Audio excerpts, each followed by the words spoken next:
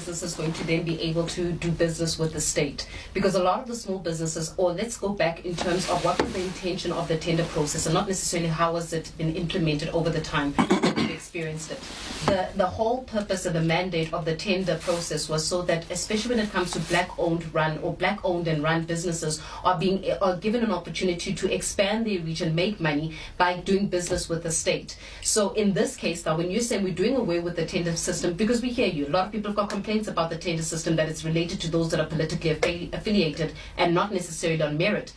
What happens to the small business owner or the medium enterprise owner who wants to do business with the state? How will entrepreneurs do business with the state? The tenderpreneurs, that model has not worked. It has 30 years. It has not worked.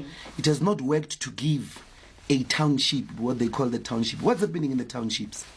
And by the way, Faith, let's just do basic economics. You know, with economics, you don't concentrate money in the hands of few people. When you do that, you're going to have a situation where people don't have buying power. When they don't have buying power, there won't be investment. I won't go open a factory because I know people don't have money. A tenderpreneur gets a tender for 40 million rands, spend 10 million, building a road that is not even strong enough to sustain the rains, and then gives EPWPs, which are exploited jobs. Another 10 million bribes the councillors and the mayor, takes 20 million rands as profit. In that 20 million rands, what do they buy? They buy a Ferrari. That's money in their bank account straight to Italy. That's not supporting the South African economy. But if I took that 40 million rands and hired 20, even 100 or 50 people, and each of them earns a sustainable income of 15 to 20,000 rands a month, sustainably, what are those people going to do? Let's say in every house in Soweto there are people earning 20,000. They won't go buy Ferraris. What are they going to do? They're going to extend houses. They're going to buy factories. That has a trickling down effect to the furniture factories opening, to the bricks and cement factories opening because people are extending houses. That's how you do an economy. You give people jobs, they've got buying power. Even SMMEs need people to have buying power.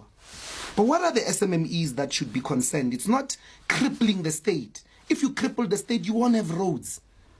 And then SMME, where will they drive? How will they function? You won't have sanitation. You won't have electricity. The state is falling apart. The very SMME that you're thinking about will not have a space to function. But what are the SMMEs of the future?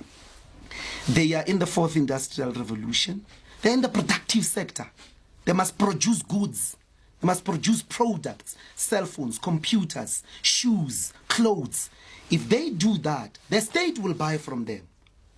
But if you say to me SMME and you're talking about a person that must build a road, that's a government function. Because if that person fails, I don't even know their headquarters.